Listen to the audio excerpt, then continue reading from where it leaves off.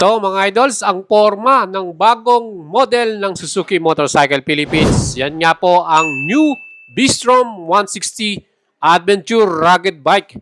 At available na nga dito sa Guangzhou Suzuki Mangaldan mga idol. Ngayon kung gusto nyo bumili, dalawang color ang available. Meron tayong pearlescent black at itong solid cool yellow. Mga idols, samahan nyo ako at i-walk around natin ang bagong unit na to. At syempre, bibigay natin sa inyo ang lahat ng specs, features, at pati na rin ng presyo kung gusto nyong bilhin ng finance, down payment, monthly payment, lahat na yan ay ihahatid natin sa inyo. And syempre mga idol, sa mga bagong nanonood sa atin, huwag nyong kalimutang isubscribe ang ating YouTube channel para sa mas marami pa nating update dahil lagi po tayong gumagawa ng vlog sa mga latest model meron sa Pilipinas.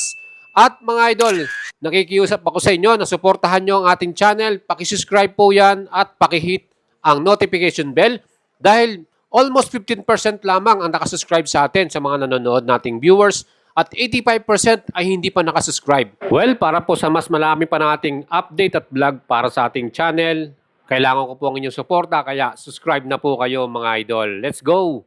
So yun guys, pagbasta nyo mabuti itong ating latest model na B-Strom 160. So meron tayo dito sa bandang right side natin, itong pearlescent black color, glossy black. And we have on the left side, ito namang solid cool yellow color.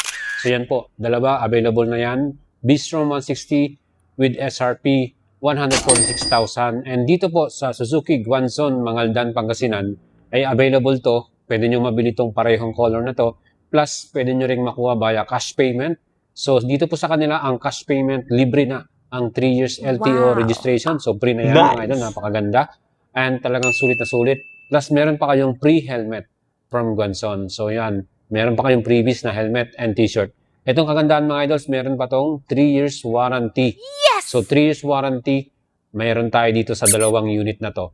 So, di ba, napakasulit niyan. So, mga idol, tingnan natin yung kanyang engine type. Well, pagdating muna sa kanyang pinaka-design at style, no? Makikita nyo yung style niyan. So, very rugged, no? So, sabi nga ng Suzuki Motorcycle Philippines, itong model na to, dinesign na durable at rugged. Pareho dun sa kanilang concept na B-Strom. So, very striking yung design niya, ano? Yung pinakamuka. Striking design and rugged build yung kanyang engine for touring. And kung mahilig kayo sa mga adventure riding, perfect ito. Pwede natin ito magamit kahit rough road or trails. So, pwede rin natin gamitin din pang daily commute natin, pang service. Kasi nga matipid sa gas consumption. So, ito, meron tong 13 liters of gas capacity. So, napakalaki rin ng kanyang fuel tank na meron namang fuel consumption or mileage na 50 km per liter. Average yan as per Suzuki Motorcycle Philippines, mga idol. So, doon pa lamang talagang tipid na tayo. So, i-multiply mo yung 50 km per liter from 13 liters na fuel tank natin, aabot ka ng 650 km in one full tank. Ganun siya katipid. Talagang sulit na sulit mga idol. And eto, tingnan natin yung engine niya. Very powerful yung engine nito mga idol. So, kung titingnan mo yung engine nito, yan po ay may total displacement ng 162cc. Ayan, so nakita nyo yung engine type niyan. 162cc, single cylinder, single overhead camshaft. 2 valves lamang ito. And yan po ay fuel injected. So, fuel injected na yan with 5-speed gearbox. So, meron tayong 5-speed lamang na gearbox, manual. And ang ating performance naman dito mga idol, sa ating karga, pagka ginadrive nyo na to, meron tong total na max power, 14.8 HP at 8,000 RPM. And then, para sa atin namang arangkada, may lakas to na 14.7 Newton meters at 6,500 RPM. Ayan mga idol. Tingin ko sulit naman na yan sa ating takbuhan. Kung tayo naman ay hindi naman nag-extreme off-road, no? Kumbaga, small trail, ang lugar ninyo talagang unpaved pa, no? Hindi pa na asfalto, wala pang kalsada. So, bagay na bagay itong B-Strom 160 natin sa inyo. So, again, itong ating bore by stroke, 60 by 57.4 mm. And yung kanyang compression ratio, 9.65 by 1. So, yun po yung mga statistic nito, yung mga specs nito para sa ating model na B-Strom 160. And mga idol, ito naman ang kagandahan dito. Sabi ko nga sa inyo, 13.2 liters yung fuel tank na pwede natin kargahan ng unleaded gasoline or 91. Depende na rin sa inyo kasi pagka ganyan, yun ang kinakarga natin. So makita nyo yung makina natin and yung pinaka-exhaust muffler natin, ibang klase din ang design. No? Yan, tingnan nyo mga idols. Meron siyang cover din. So metal yung cover niya. So hindi ka basta-basta pag kahit mabagsak mo yan, hindi ka agad masisira. And then yung tip naman niya ito, plastic naman. So makita nyo rin, meron din tayong passenger footrest, no? Para sa ating mga passenger. And meron din tayong split type na grab bar. So itong grab bar natin mga idol, yan, talagang quality din naman yung pagkaka-build niya, no? Well, makikita nyo sa ating model na to, yung headlight design, di ba? So, inspired talaga siya ng Bistrom, no? Ng ating Bistrom family. So, meron kasi tayong Bistrom 250, Bistrom 650, Bistrom 800. So, makita nyo yung design ng kanyang pinaka-big, no? Yung pinaka-front fender, mataas, no? For off-road. And yung dual headlight niyan na design. So, yan guys. Napaka-forma, no? So, either black or yellow, pareho silang maganda, no? So, let's look naman yung suspension nito, mga idol. Tingnan natin. Suspension nito, mga idol, ano to? Telescopic forks, yung pinaka-front, no? Ayan. So, ito naman, telescopic fork. Makapal din yung telescopic forks na nilagay na rito. Hindi siya yung manipis, no? So, tingin ko maging maganda yung laro ng ating bounce dyan. As you can see, dito naman sa ating rear suspension, so meron tong adjustment, 7-step. Ayan, as per claim nila, 7-step adjustable preload. So pwede mong patigasin, palambutin, depende sa preference mo. So monoshock style niya, no? Via swing arm. Ayan yung swing arm niya. So kagandaan dito, hindi siya dual shock. So single shock na monoshock sa pinaka-center. Ang ganda ng bounce niyan. Talagang kahit may passenger ka, maglalaro na maganda yan. So yan guys, yung ating suspension. Sa braking power, ito nakakabilib sa Bistrom, no? So si Suzuki din niya tinipid to.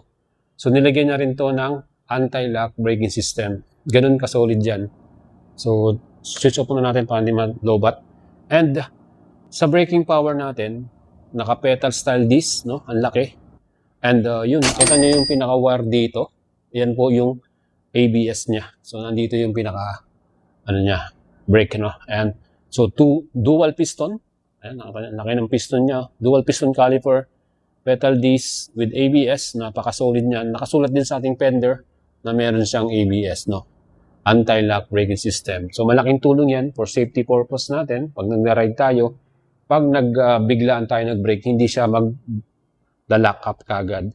So, unti-unti niyang ititigil yung ating motor dahil din sa ating anti-lock braking system.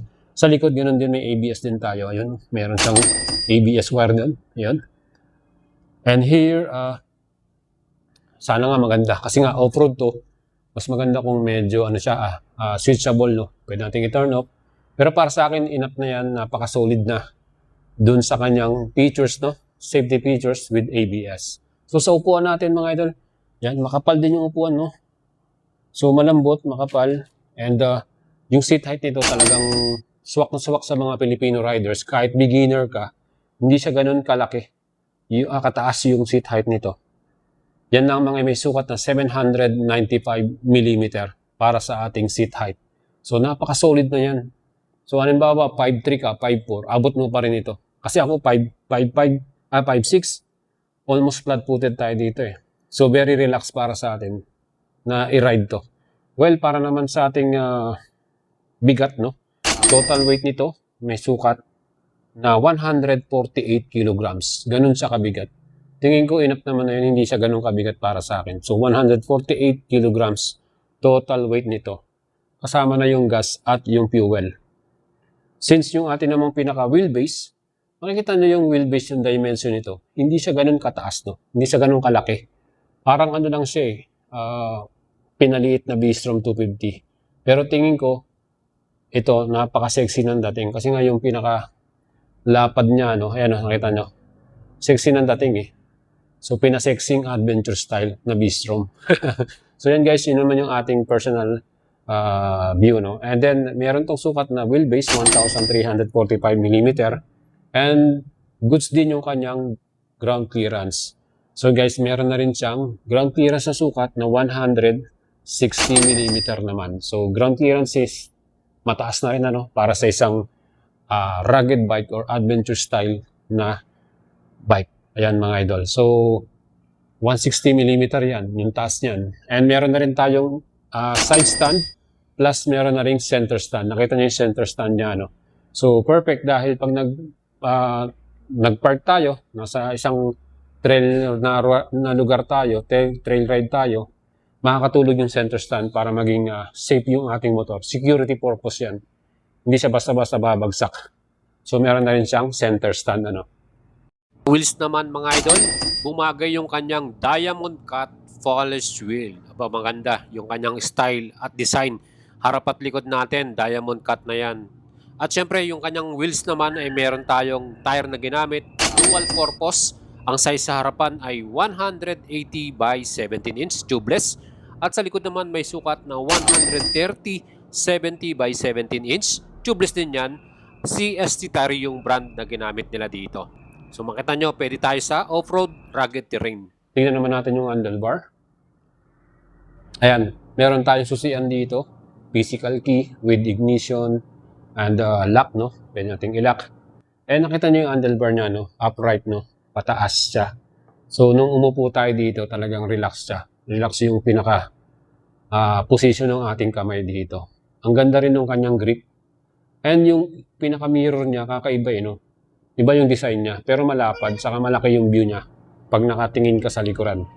Well, napakaganda rin kasi yung ating pinaka-handlebar, meron na rin siyang passing switch, no? Passing switch, high and low beam. May hazard tayo, nandito yung pinaka-pindutan ng hazard, no? And as you can see, yung mga switches and button, maganda talaga yung pagkakabuild, quality talaga. Matibay tignan. And meron na rin tayong reliable na USB charger. Ito. So, may charger ka na rin. So, bili ka lang ng cellphone holder mo. And magcha-charge mo na yung phone kahit mag-long rides ka, no? Hindi ka na malolobat. Well, pag binuksan mo naman tong ating screen, tingnan natin. Ayan. So, inverted style. Fully digital yung ating screen. Kompleto na sa kanyang pinaka information. Yung very, very basic lang, ano? May selection dito, may adjustment. And here, merong fuel gauge, clock. Yan, meron tayong gear indicator. So, makikita mo kung ilang gear ka na kasi 5-speed na gearbox natin. And RPM, and then speedometer, ayan. So, meron din tayo ditong indicator ng ABS kung naka-switch on yung ABS natin. And neutral kung naka-neutral ka. And here, yung engine indicator. Yan. So, guys, napakasimple ng kanyang display, no? Inverted style with Suzuki logo here. Quality, di ba? So, ano masasabi nyo mga idol? Let me know, mag-leave kayo ng comment sa ating video. So, bumagay din yung rugged style na design dito sa likuran. Ayan, no? Ang pogi. So, yung taillight naman natin, ayan. Yung design, LED lights, no? LED rin. And flexible yung ating mga indicators, signal indicators, no? Ayan, hindi siya yung parang nakapix na hindi mo magalaw, no? Meron din tayong reflectorized dito, saka plate lamp. Ayan, may plate lamp din. So, yan guys, yung headlight natin, tingnan natin pag naka-turn on yung ilaw. Ayan, no? Di ba ang ganda? Ang astig. So, yung signal light natin, yan din, flexible din. So, pag naka-hazard yan, makita mo yung ilaw niya, napakalakas, no? So,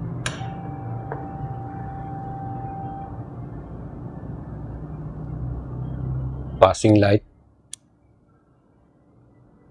And this is the passing light. Signal light left. Signal light left. Flexible. Signal light right. Okay.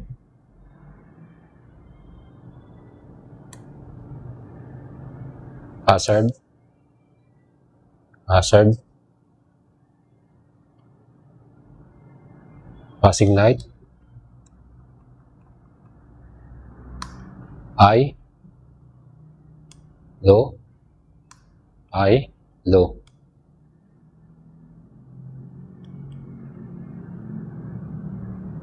Busina. Lakas din ng busina. So this is our tail light. Ayan, mamaya yung brake light natin. And signal light, reflector, plate lamp. So may plate lamp din tayo dito. So i-brake natin.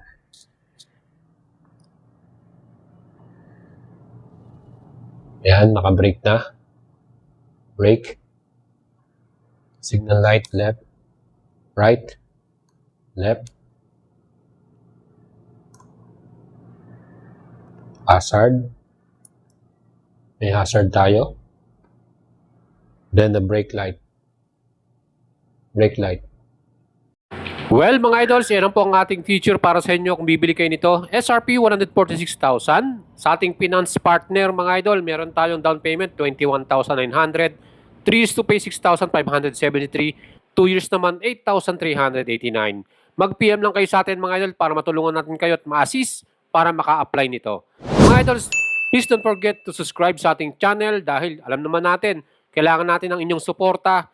Sa mga nakasubscribe sa atin, 15% at not subscribe, 84%. Ang laking bilang po niyan. Sana po yung mga nanonood sa atin ay mas suportahan pa tayo at isubscribe ang ating channel para lagi kayo updated in our next vlog, mga idol.